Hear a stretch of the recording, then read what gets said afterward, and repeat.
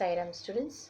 Today we have come up with a new chapter, Jane Eyre at Lowood Institution. Chapter number 5 from New Voices textbook. I am sure students, you all are ready with a notebook and a pen to write all the important points that we are going to learn today. Jane Eyre is a novel by Charlotte Bronte about an orphan girl, orphan young girl in 19th century.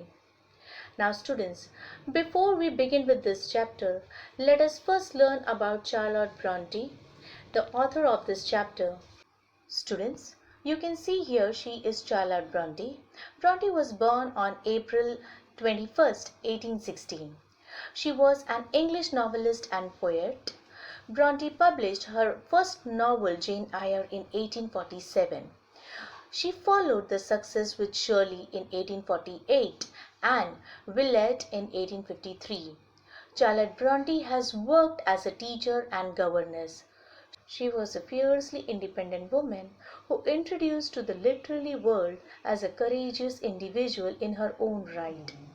Bronte died on March 31st, 1855.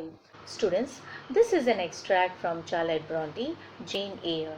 It is a story of a young orphan girl who lived with her aunt Mrs. Reed at Gateshead Hall.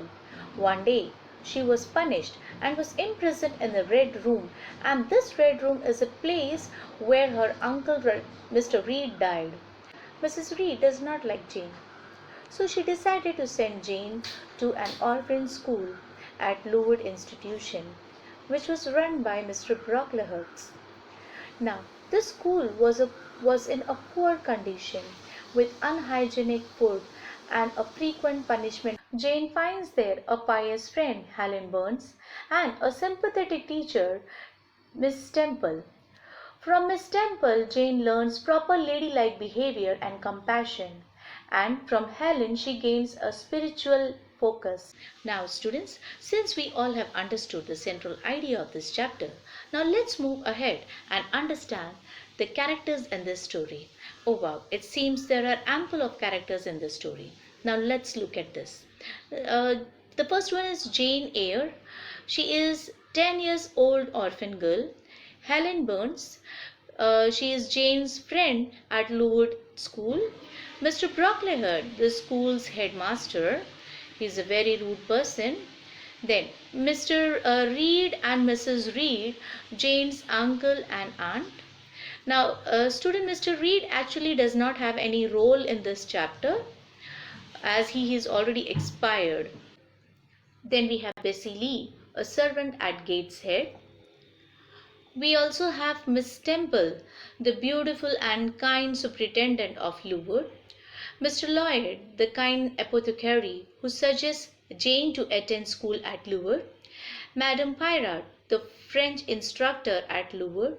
We also have Mrs. Smiler, teacher at Lowood, who greets Jane on her first night at the school. Then we again have Barbara the servant. Alright students, let's begin with this chapter. I will first read the chapter for you all and then I will explain each paragraph along with new words. With my sister and her husband dead, we must look after their child. Promise me to raise Jane Eyre as one of her own child. I will. Jane was mistreated by her college aunt Mrs. Reed. She was excluded from every enjoyment in the family. One day, Mrs. Reed decided to send Jane to Lowood Institution. It was charity school run by Mr. Brocklehurst. This is the girl. How old is she? 10. Are you a good girl? The less said about that the better. I couldn't have found a school more suitable for Jane. Indeed, madam, Jane had tendency to deceive. She must be closely watched. I wish her to be brought up modestly at Lowood Institution. She will be brought up just as you ask. One day, Mr. Brocklehurst visited Lowood School. Oh, why is he here? Jane dreaded this moment and in fear dropped her slate. How careless! Come to the front. I have something to say about you. She looks like ordinary child, but that's not true. Everyone avoid her. Teachers, watch her. Her kind aunt told me that she is ungrateful and tells lies. No one is to talk to her for the rest of the day. Now students, here we understand Jane Eyre is a 10-year-old orphan child. She lives unhappily with her wealthy relatives, the Reed family. Mr. Reed, Jane's uncle, during the last journey of life, asked Mrs. Reed to promise that she will raise Jane as her own child. At that very moment, Mrs. Reed promises to do so, but unfortunately, she did not keep her promise. She kept Jane excluded from all the enjoyments of the family. One day she was punished and she was imprisoned in the Red Room. Now students, here the Red Room is a place, it's a room where his uncle died. And for her the Red Room was like a ghost room where she could see her uncle's ghost everywhere around. Mr. Lloyd suggested Mrs. Reed to send Jane to Lowood Institution. After hearing this, Mrs. Reed was very happy as she wanted to get rid of Jane. So she immediately decided to send Jane to Lowood School. She does not want Jane to stay happy. So she fed Mr. Brocklehurst with wrong information about Jane's behavior. She had told him that she is a liar and she is an ungrateful child. Do not trust her. Mr. Brocklehurst, who was cruel and very hypocritical person, he announced in front of the school that Jane is a liar and ungrateful girl and nobody should talk to her. I hope students you all have understood till here, and now let us move ahead and learn the new words. The first one is callous. Callous means uncaring. Then is deceive. Deceive means liar. After that is modestly. Modestly means in an unassuming manner. And then it is dreaded. Dreaded means fear. The last one is ungrateful. Ungrateful is unthankful. I hope students you all have written and learned these words. And now let us move ahead and read further. Air. The half hour ended. 5 o'clock struck. School was dismissed. And all were gone into the refectory duty. It was deep dusk. I retired into a corner and sat down on the floor. The spell by which I had been so far supported began to dissolve. Reaction took place, and soon so overwhelming was the grief that seized me. I sank prostrate with my face to the ground. Now I wept. Helen Burns was not here. Nothing sustained me. Left to myself, I abandoned myself, and my tears watered the boards. Students, here in the passage we understand that it was 5 o'clock and all other students dispersed. They went to refectory to have tea. Now students, refectory here means that it is a room where all meals are served. But Jane was very upset. After hearing Mr. Brocklehurst, she was so sad she sat down on the floor and she started crying. She felt that she was humiliated in front of other students and teachers. She was sure that her reputation was ruined by Mr. Brocklehurst. At that very moment she was missing her friend Helen Burns. Jane felt that she is all alone and so she was crying all the way. I hope students you all have understood till here, and now it's time that we should write and learn some more new words. The first word, refectory. Refectory means a room where meals are served. The next is dusk. Dusk means the darker stage of twilight. Then is retired. Retired means of a place, quiet and private. The next is overwhelming. Overwhelming means great. Then the next is prostrate. Prostrate means lying flat with one's face down. Sustain. Sustain means comfort or help. And then is abandoned. Abandoned means deserted. Alright students, I hope you all have understood these words and you all have learned and written. So now let's move ahead. I had meant to be so good and to do so much at Lowood, to make so many friends, to earn respect and win affection. Already I had made visible progress. That very morning I had reached the head of my class. Miss Myler had praised me warmly. Miss Temple had smiled appreciatively. She has promised to teach me drawing and to let me learn French. I was also well received by my fellow pupils and treated as an equal by those of my own age. Now, here I lay, again crushed and trodden on. And could I ever rise more? Here, in this paragraph, we understand when Mr. Brocklehurst accused her of being ungrateful and telling lies. She was worried about her reputation at school and how other fellow pupils and teachers would think about her. She think after the episode that everyone would despise and dislike her. Earlier, she had earned respect and affection from teachers. Miss Myler and Miss Temple are teachers in Lowood Institution. They had promised Jane to teach drawing and French. Other students in Lowood Institution were also good with Jane. But now she feels very bad and sad. She had lost her respect. I hope students you all have understood this paragraph, and now let us move ahead and understand few new words. The first one, affection. Affection means a gentle feeling. Next is appreciatively. Appreciatively means respectfully.